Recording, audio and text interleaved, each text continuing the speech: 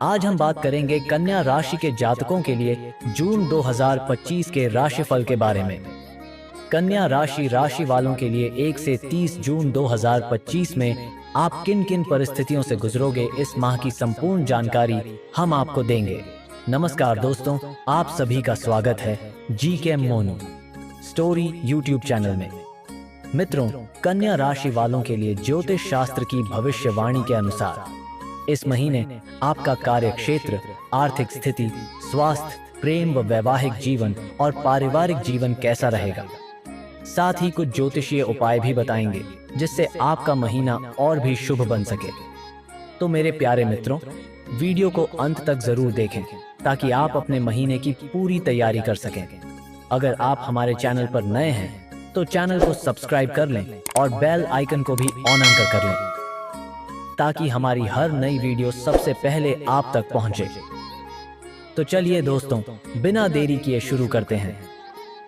कार्यक्षेत्र, करियर के दृष्टिकोण से यह महीना अनुकूल रहने की संभावना बन रही है। दशम भाव में पूरे महीने बृहस्पति महाराज विराजमान रहेंगे जो आपकी प्रतिभा को और आपके अनुभव को निखारेंगे। आप अपने कर्तव्य को समझकर नौकरी में अपना सर्वस्व लगाने का प्रयास करेंगे। दशम भाव के स्वामी बुध महाराज महीने की शुरुआत में नवम भाव में सूर्य देव के साथ बुधादित्य योग बनाएंगे जिससे आपको मनचाहा तबादला मिलने के योग बन सकते हैं। 6 तारीख से वह आपके दशम भाव में बृहस्पति महाराज के साथ प्रवेश करेंगे। इस दौरान आपको अपने ज्ञान और अपनी बुद्धि का सही और अधिक से अधिक इस्तेमाल करने का मौका मिलेगा जिससे कार्य क्षेत्र में आपकी अलग पहचान बनेगी। 22 तारीख से बुध महाराज एकादश भाव में प्रवेश करेंगे जिससे वरिष्ठ अधिकारियों का सहयोग आपको मिलना शुरू हो जाएगा।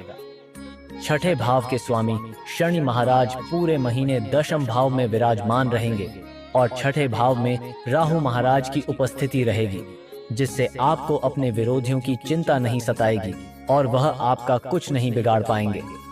सप्तम भाव के स्वामी बृहस्पति महाराज दशम भाव में रहेंगे और सप्तम भाव में शनि महाराज रहेंगे।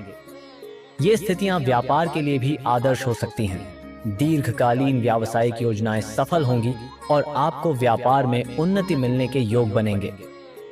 आर्थिक स्थिति, यदि आपकी आर्थिक स्थिति को देखा जाए तो महीने की शुरुआत में मंगल महाराज एकादश भाव में बैठकर आपकी आमदनी को बढ़ाएंगे। द्वादश भाव में उपस्थित केतु महाराज पूरे महीने आपके खर्च लगातार बनाए रखेंगे जो कि अप्रत्याशित रूप से होंगे। आपको पता भी नहीं चलेगा कि खर्च कैसे हो गए, लेकिन आप चाहें या न चाहें आपको खर्च करने पड़ेंगे। इससे आपके ऊपर आर्थिक दबाव बढ़ेगा।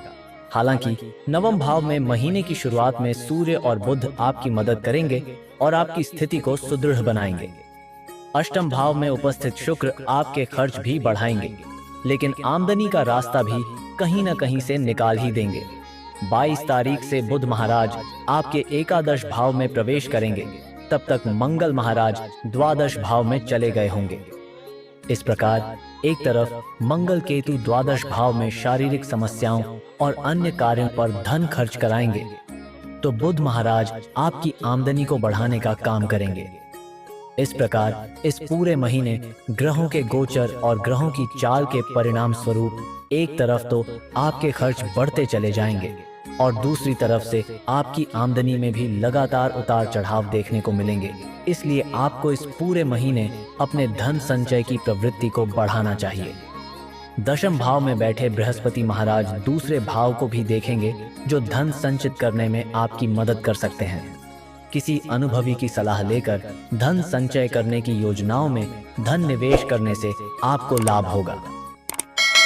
स्वास्थ्य, यह महीना स्वास्थ्य के दृष्टिकोण से उतार चढ़ाव से भरा रहने की प्रबल संभावना दिखाई दे रही है। इस पूरे महीने आपको अपने स्वास्थ्य का ध्यान रखना होगा। जून मासिक राशिफल 2025 के अनुसार अष्टम भाव में शुक्र महाराज लगभग पूरे महीने यानी कि 29 तारीख तक विराजमान रहकर स्वास्थ्य समस्याओं को बढ़ा सकते हैं। राहु महाराज 6ठे भाव में रहेंगे जिससे शारीरिक समस्याएं आती जाती रहेंगी, लेकिन द्वादश भाव में केतु महाराज पूरे महीने विराजमान रहकर आपकी शारीरिक समस्याओं को बढ़ा सकते हैं। आपको किसी प्रकार की चोट लगने, संक्रमण होने, आंखों में समस्या होने या बुखार, सिर दर्द या पेट दर्द जैसी समस्याएं पूरे महीने परेशान कर सकती हैं। 7 तारीख से मंगल महाराज द्वादश भाव में केतु के साथ मिलकर अंगारक दोष बनाएंगे। यह आपके स्वास्थ्य के लिए कहीं से भी अनुकूल नहीं कहा जा सकता है। इससे आपको वाहन दुर्घटना की संभावना बन सकती है। आपको शल्य चिकित्सा का सामना करना पड़ सकता है और मानसिक तनाव बढ़ने के योग भी बनेंगे। इसलिए इस पूरे महीने आपको अपनी स्वास्थ्य समस्याओं के प्रति सावधानी रखनी चाहिए। आपके प्रथम भाव के स्वामी, जो आपके दशमेश भी हैं, बुध महाराज महीने की शुरुआत में नवम भाव में और 6 तारीख से दशम भाव में रहकर स्वास्थ्य को अच्छा बनाने का प्रयास करेंगे। 22 तारीख से वह आपके एकादश भाव में जाकर स्वास्थ्य में सुधार लाने का प्रयास करेंगे। लेकिन आपको अपने स्वास्थ्य के प्रति स्वयं चिंतित होना चाहिए और उसका ध्यान रखना चाहिए। प्रेम व वैवाहिक जीवन। यदि आप किसी प्रेम संबंध में हैं तो महीने की शुरुआत थोड़ी परेशानी भरी रहेगी। पंचम भाव पर मंगल महाराज की एकादश भाव से दृष्टि प्रेम संबंधों में तनाव पैदा कर सकती है। लेकिन 7 तारीख से मंगल महाराज द्वादश भाव में चले जाएंगे। तब आपके रिश्तों में प्रेम बढ़ेगा। आप एक दूसरे को बराबर समय दे पाएंगे। लेकिन इस दौरान आपके प्रियतम को स्वास्थ्य समस्याएं घेर सकती हैं और उनका स्वास्थ्य पीड़ित हो सकता है। इसलिए आपको उनके स्वास्थ्य पर ध्यान देना चाहिए और आवश्यक होने पर उनकी मदद करनी चाहिए। 22 तारीख से बुध महाराज एकादश भाव में आकर पंचम भाव को देखेंगे, जिससे प्रेम संबंधों को एक बार नई संजीवनी फिर से मिलेगी। रिश्ते में नयापन आएगा और आप एक दूसरे को बराबर समय देंगे। यह रिश्तों में सुधार का समय होगा। इस प्रकार प्रेम जीवन के लिए महीने का उत्तरार्ध अधिक अनुकूल रहने की संभावना है। सप्तम भाव के स्वामी बृहस्पति महाराज दशम भाव में पूरे महीने रहेंगे और शनि महाराज, जो आपके पंचम और षष्ठ भाव के स्वामी हैं, वह आपके सप्तम भाव में रहेंगे, जिससे एक तरफ तो आपके रिश्ते में प्रेम, सम्मान और अपनत्व बढ़ेगा, वहीं बीच बीच में कुछ कहासुनी होने के योग भी बनेंगे। किसी की कही हुई बातें परिवार का माहौल बिगाड़ सकती हैं। इसलिए किसी की बातों को तवज्जो न दें और अपने रिश्ते का ध्यान रखें।